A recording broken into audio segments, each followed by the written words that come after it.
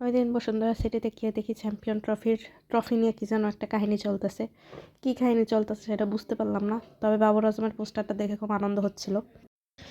যাই হোক, আমার পোস্টার নিয়ে এত মাথা ব্যথা নেই। আমি এখানে বিয়ের পাঞ্জাবি কেন দেখতেছি আই ডোন্ট নো। যেখানেই যাইতেছি আমার খালি পাঞ্জাবি পছন্দ হইতেছে। এদিকে আমি একটা মেয়ে মানুষ। তারপর গেলাম ঢং করতে আইফোনের শোরুমে। যেহেতু আসছি একটু বড়লোকি ভাবসাব দেখাই, যে বড়লোকি ভাবসাব না দেখাইলে তো বসুন্ধরা সিটিতে আসছি, এটা তো আসার কোনো মানেই হয় না। যাই হোক, অনেকক্ষণ ভাবসাব দেখায় চলে গেলাম। এই যে আবার আমার সেই ছেলেদের জিনিসই পছন্দ হইতেছে। ছেলেদের জিনিস কেন আবার এত চোখে বাঁচতেছে আই ডোন্ট নো।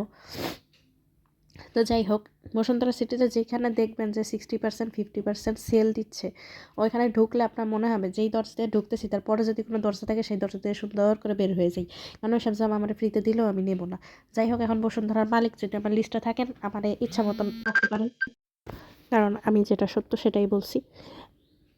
আসলেই ভাই, ওইখানে সেলে যেই মানে জামাগুলোর যে দাম হয়েছে সেগুলো আপনাকে ফ্রিতে দিলেও আপনি কিনতেন না।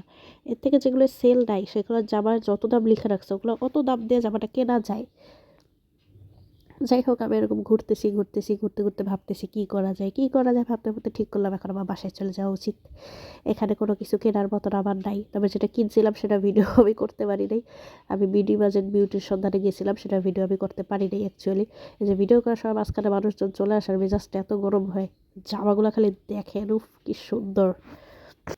তারপর আবার আমি এদিকে চলে আসলাম, এদিকে সবাইকে দেখা শুরু করে দিলাম। জামাগুলো সুন্দর ছিল, কিন্তু যেগুলোতে অফার দিয়েছে সেগুলো আমাদের সবগুলো জামা কাপড়ই সুন্দর ছিল, মানে অফার দেওয়াটা ওদের হচ্ছে ফাও একটা পলিসি ছিল।